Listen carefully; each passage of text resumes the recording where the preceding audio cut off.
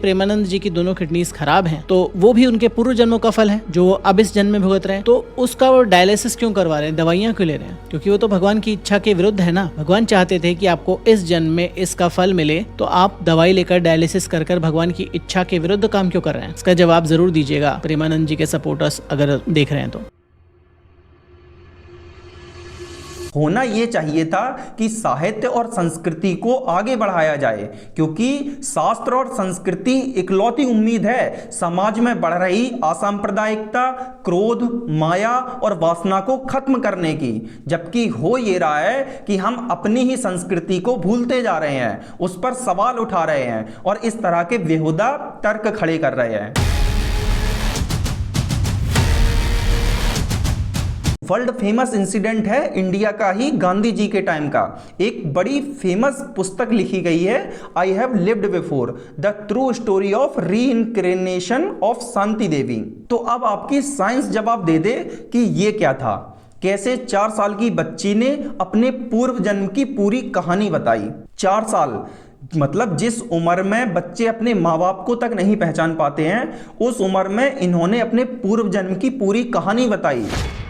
और साइंस हर जगह नहीं घुसेड़ी जाती है लॉजिकल आयाम जी।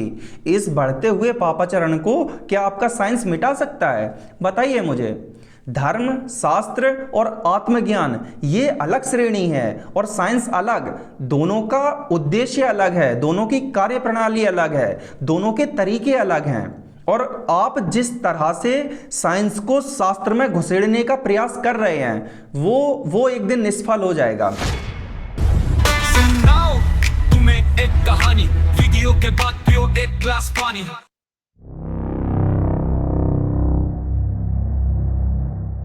एक व्यक्ति एक वीडियो डालता है बागेश्वर धाम के धीरेन्द्र शास्त्री जी को एक्सपोज करते हुए, और वो वीडियो वायरल हो जाती है।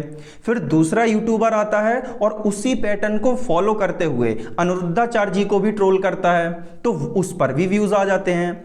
तब से ये धीरे धीरे करके बाबाओं को ट्रोल करना और एक्सपोज करना ये एक एवरग्रीन टॉपिक सा बनता गया है। और अभी के टाइम पे अगर देखें तो ये एक ट्रेंड सा बन गया है, जिसको देखो वो बाबाओं की कॉलर पकड़ने में लगा है। अब ये अचंभे की बात नहीं होती अगर ये अमेरिका जैसे वेस्टर्न कल्चर में हो रहा होता, क्योंकि वहां पे संस्कृति जैसी प्रणाली तो है नहीं, और जिसके पास है वो इसकी कीमत नहीं समझ रहा है। आप खुद सोचो, जहां से वेद निकले, उपनिषद निकला, श्रीमद् भगवत गीता निकली, अद्वैत वेदांत निकला, वहीं के लोग साधुओं को अपनी एंगेजमेंट का जरिया बना रहे हैं।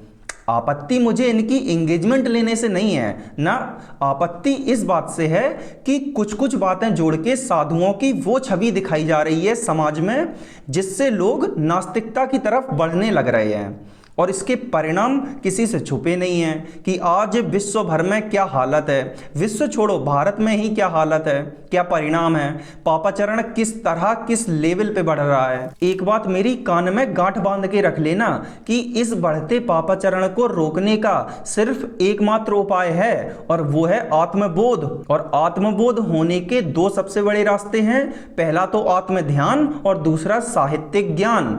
और अगर इस बात को समझ में नहीं आया तो दोबारा सुन लो, लेकिन इस बात को अपने दिमाग में जरूर बिठा लेना। और साइंस हर जगह नहीं घुसेड़ी जाती है लॉजिकल आयाम जी। इस बढ़ते हुए पापाचरण को क्या आपका साइंस मिटा सकता है? बताइए मुझे। धर्म, शास्त्र और आत्मज्ञान ये अलग श्रेणी है और साइंस अलग।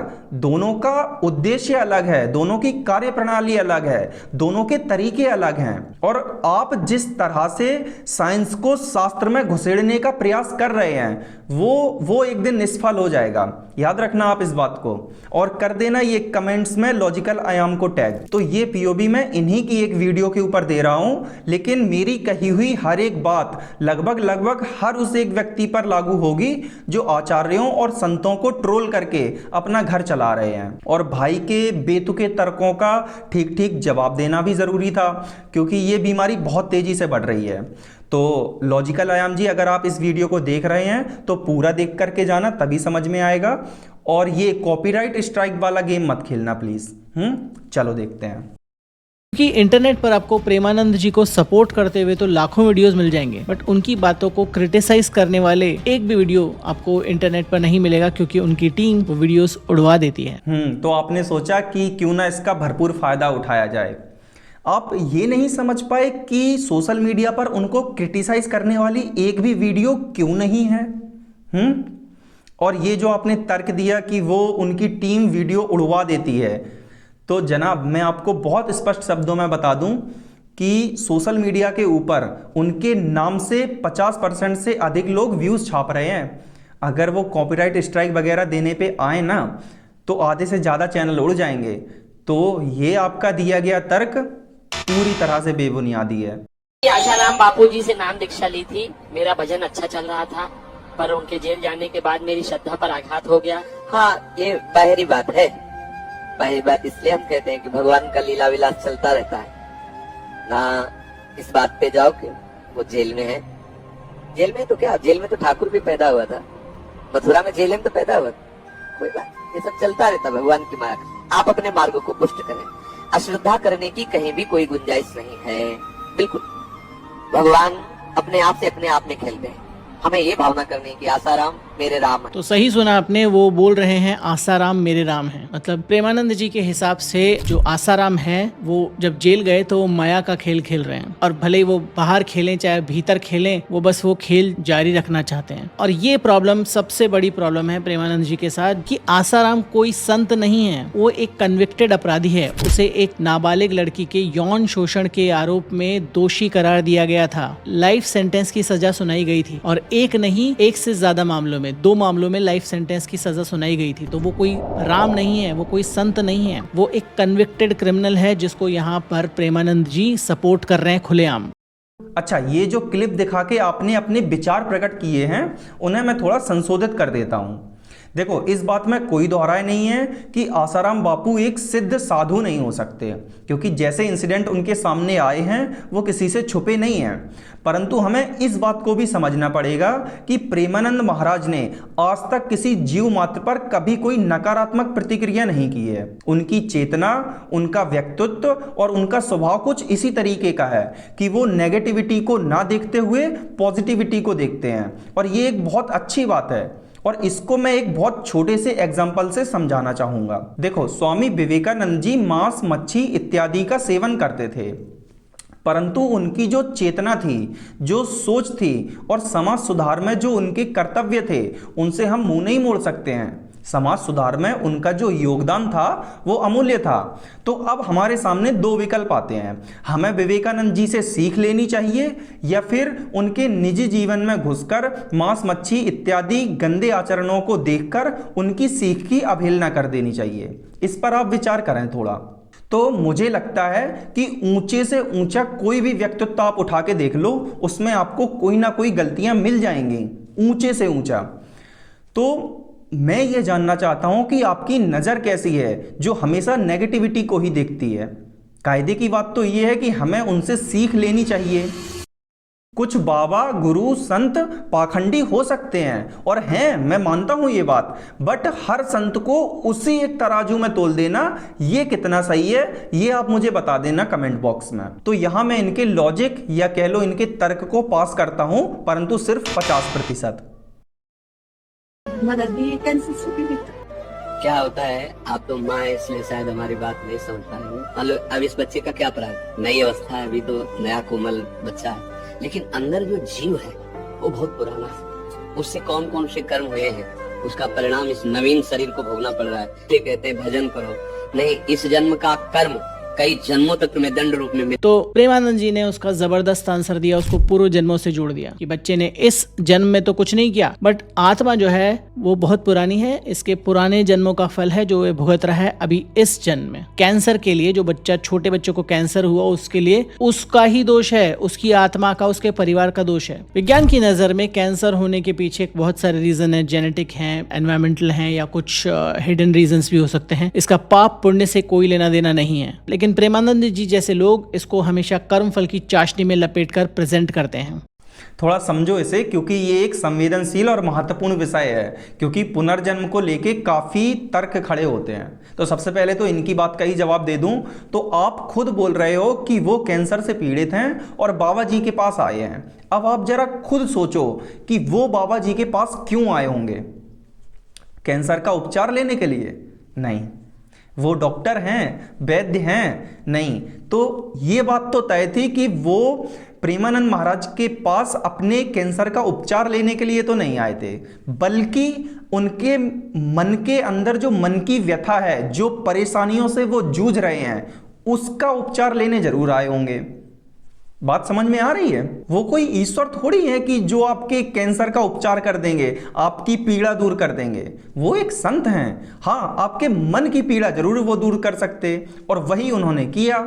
एक संत के पास मन की पीड़ा तो दूर हो सकती है, शारीरिक थोड़ी।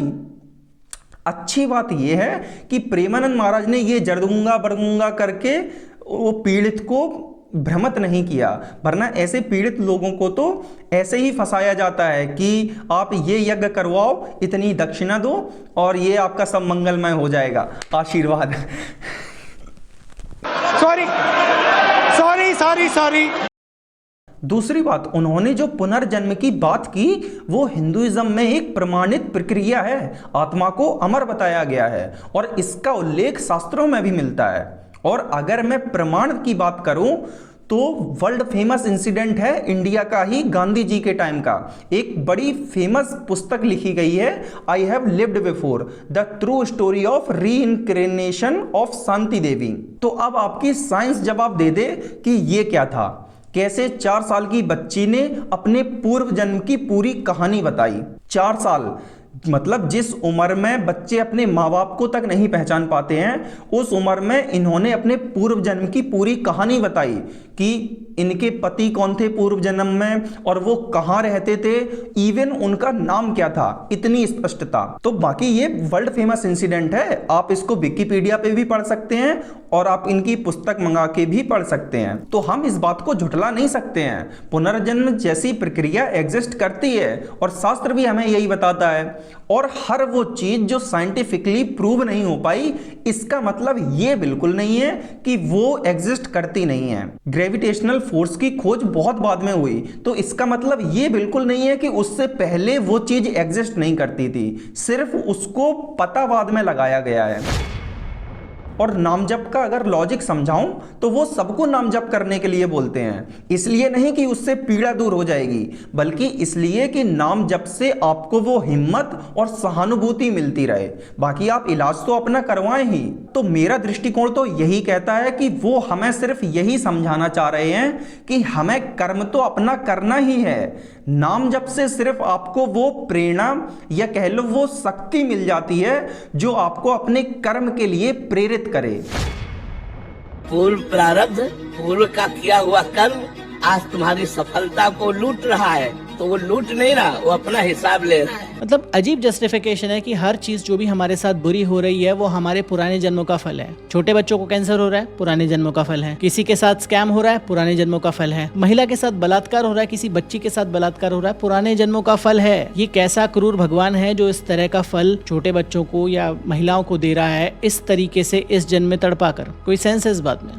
बिल्कुल सेंस बनाता है। मैं बताता हूं कि कैसे सेंस बनता है। एक बस का एक एक्सीडेंट होता है, काफी लोग मारे जाते हैं परंतु कुछ लोग बच जाते हैं। ये क्या है? छोड़ो। अहमदाबाद का प्लेन क्रैश होता है, सारे लोग मारे जाते हैं परंतु एक व्यक्ति बच जाता है। ये क्या है? फिर से छोड़ो।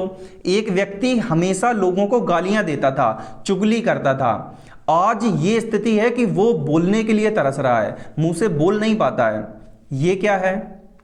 तो कर्मफल एग्जिस्ट तो करता है सर, ये बात आप माने या ना माने, और शास्त्र भी हमें यही बताता है। इवन श्रीमद् भगवत गीता तो का जो मेन आधार है वो तो कर्म के ऊपर ही है। कर्मण्यो वाधिकारस्ते मां फलेषु कदाचना मां कर्म फल हेतुर्भु माते संगो अत्स्वकर्मणि। तो इसे झुठलाया तो नहीं जा सकता है कि कर्मफल एग्जिस्ट नहीं करता है। अगर आप पापाचरण से चल रहे हो, पापाचरण कर रहे हो और लोगों को परेशान कर रहे हो, मानवता को तार तार कर रहे हो, तो ये अकाट बात है कि आपके साथ कहीं ना कहीं कभी ना कभी कोई ना कोई अनर्थ जरूर होगा। प्रेमानंद जी की दोनों किडनीज खराब हैं, तो वो भी उनके पूर्व जन्मों का फल है जो वो अब इस जन्म में भुगत रहे हैं। तो उसका वो डायलिसिस क्यों करवा रहे हैं, दवाइयां क्यों ले रहे हैं? क्योंकि वो तो भगवान की इच्छा के विरुद्ध है ना। भगवान चाहते थे कि आपको इस जन्म में इसका फल मिले, तो आप दवाई लेकर डायलिसिस कर कर भगवान की इच्छा के विरुद्ध काम क्यों कर रहे हैं? इसका जवाब जरूर दीजिएगा प्रेमानंद जी के सपोर्टर्स अगर देख रहे हैं तो। दे दिया सर, दे दिया, लंबा चौड़ा दे दिया। और ये एकदम बेतुकी बात है, ऐसा उन्होंने कहीं नहीं बोला कि आप इलाज ना करवाएं। इवन मैंने तो काफी ऐसे प्रवचन सुने हैं जहां वो खुद बोल रहे हैं कि आप मेरे पास क्यों आए हो, आप डॉक्टर को दिखाओ, अच्छे से इलाज करवाओ। तो ये सिर्फ बातों को घुमाने वाला काम कर रहे हैं आप, है ना। तो बाबा जी इसको क्या करें, बाबा जी क्या करें? जैसे किसी को रोग है, किसी को दर्द है, तो डॉक्टर के पास जाए। बिल्कुल ऐसा नहीं है कि उन्होंने इलाज कराने के लिए मना किया हो या फिर कर्म फल को भोगने के लिए बोला हो, ऐसा बिल्कुल नहीं है, ऐसा मैंने कहीं नहीं सुना। और अगेन मैं बोलना चाहूंगा कि वो संत हैं, वैद्य नहीं। उनके पास जाओगे तो वो नाम जप ही बताएंगे, उपचार नहीं। उपचार अगर चाहिए तो आपको डॉक्टर के पास जाना पड़ेगा। तो यहां भी मैं इनके तर्क को एक्सेप्टेबल नहीं करता। नाम जप करने से आपका कैंसर, डिप्रेशन और जो पैसे की प्रॉब्लम, नौकरी की प्रॉब्लम, रिलेशनशिप की प्रॉब्लम क्या सच में सब हल हो जाती हैं? बिल्कुल भी नहीं। जब आप लोगों को बोलते हैं कि बस नाम जप करो, माला फेरो और बाकी सब भूल जाओ। देखो, ये एक बहुत महत्वपूर्ण विषय है, तो प्लीज इस बात को ध्यान से सुनना और समझना। मैं ये बात मानता हूं कि नाम जप कोई व्यवहारिक उपचार नहीं है, लेकिन काल्पनिक भी नहीं है। इस बात को भी आपको समझना पड़ेगा। नाम जप एक साधन है जिससे आप आत्मबोध के रास्ते पर निकल जाते हो। नाम जप का वही परिणाम है जो आत्म ध्यान का है। नाम जप और आत्म ध्यान एक दूसरे के पूरक हैं, विपरीत नहीं। समझना इस बात को गंभीरता से। नाम जप करो या करो आत्म ध्यान, दोनों बराबर हैं। नाम जप से आत्मबोध का दरवाजा खुलता है और आत्मबोध से खुलता है भगवत मार्ग का। इसको गहनता से समझने के लिए आपको अद्वैत को गंभीरता से समझना पड़ेगा। देखो वेदांत क्या कह रहा है, क्या समझाना चाह रहा है। और अगर इसको भी आप मुझसे ही जानना चाहते हो तो लिखो कमेंट्स में अद्वैत वेदांत। अगली वीडियो विस्तार से मैं इसी टॉपिक के ऊपर बना दूंगा। और सब्सक्राइब का बटन जरूर दबा लेना ताकि जब भी मैं ये वीडियो डालूं आपके पास में नोटिफिकेशन आ जाए। तो मेरे ख्याल से वो लोगों को भगवत मार्ग का रास्ता दिखा रहे हैं। और वैसे भी आप जैसे लोगों ने कोई कसर थोड़ी छोड़ी है यूथ को अंधी राह पर पटकने में। होना ये चाहिए था कि साहित्य और संस्कृति को आगे बढ़ाया जाए, क्योंकि शास्त्र और संस्कृति इकलौती उम्मीद है समाज में बढ़ रही असांप्रदायिकता, क्रोध, माया और वासना को खत्म करने की। जबकि हो ये रहा है कि हम अपनी ही संस्कृति को भूलते जा रहे हैं, उस पर सवाल उठा रहे हैं और इस तरह के बेहुदा तर्क खड़े कर रहे हैं। आपको साइंटिफिक प्रूफ चाहिए था ना, जरा गूगल सर्च करके देख लेना कि नाम जप या मेडिटेशन से क्या होता है। गौतम बुद्ध महात्मा मेडिटेशन के दम पर ही बने थे। एक बात मेरी और याद रखना, ईश्वर और भक्ति से जुड़ा हुआ व्यक्ति अन्याय या अधर्म के रास्ते पर जाता नहीं है जल्दी। और यहां जो मैं ईश्वर की बात कर रहा, ये वो ईश्वर नहीं है जो टीवी सीरियल्स में दिखाया जाता है। मैं उस ईश्वर की बात कर रहा हूं जो आपके मन के अंदर बैठा है। उनके हिसाब से हस्त मैथुन से भयंकर शारीरिक और मानसिक नुकसान होते हैं। जो उनकी वेबसाइट है भजन मार्ग, उस पर हस्त मैथुन के कुछ तथाकथित साइड इफेक्ट्स की लंबी सूची दी गई है। उसके कुछ एग्जाम्पल देखते हैं before we watch the actual reels. तो ये है वेबसाइट डायरेक्टली जो प्रेमानंद जी की भजन मार्ग वेबसाइट है। Side effects of masturbation on mental health. Mental health के कोई 22 साइड इफेक्ट्स हैं। इतना सब कुछ तो किसी हॉरर मूवी में भी नहीं होता जितना प्रेमानंद जी ने वर्णन किया है। मतलब कि हस्त मैथुन अगर आपने कर लिया गलती से तो आपका सर्वनाश निश्चित है, खत्म। मतलब किसी को डरा कर ब्रह्मचर्य जबरदस्ती करवाने का जो तरीका है वो काफी विचित्र है। सबसे पहले तो वो कहते हैं हस्त मैथुन एक वायरस है जिसका कोई इलाज नहीं। मॉडर्न मेडिसिन क्या कहती है? मॉडर्न मेडिसिन बिल्कुल भी इनके दावों का समर्थन नहीं करता। ये सारी जो बातें हैं पुरानी हो चुकी हैं, अफवाहें हैं, दकियानुसी बातें हैं। बहुत सारी रिसर्च से पता चलता है कि जो हस्त मैथुन है, मैस्टरबेशन है, एक सामान्य स्वस्थ यौन प्रक्रिया है और इससे जो भी नुकसान बताए जा रहे हैं वो बिल्कुल भी नहीं होते।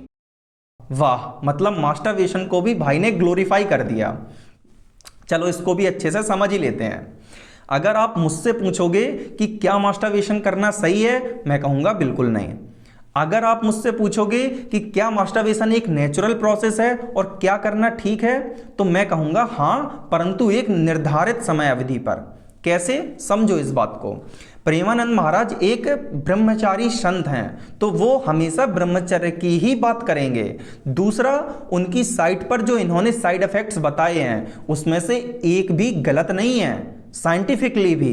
अब अगर मैं इस पर स्पष्टीकरण दूं तो मास्टरबेशन एक बीमारी है जिसका इलाज रेयरली संभव हो पाता है और इसके कितने नुकसान हैं स्वयं को भी और सामाजिक तौर पर भी, इस पर जब आप विचार करेंगे तो आपको समझ में आएगा। और अगर उन्होंने इसके बारे में बढ़ा चढ़ाकर बोला है तो मुझे लगता है कि वो बढ़ा चढ़ाकर बोलना चाहिए, लोगों के अंदर इस चीज के लिए डर बैठना चाहिए, क्योंकि मास्टरबेशन में लिपटा हुआ व्यक्ति कभी भी सतमार्ग पर नहीं चल पाता है। सेकंड, वो कभी सामाजिक और नैतिक व्यक्ति भी नहीं बन पाता। थर्ड, काम वासना की मानसिकता इतनी प्रबल होती है कि वो सही और गलत के बीच का फर्क भी भूल जाता।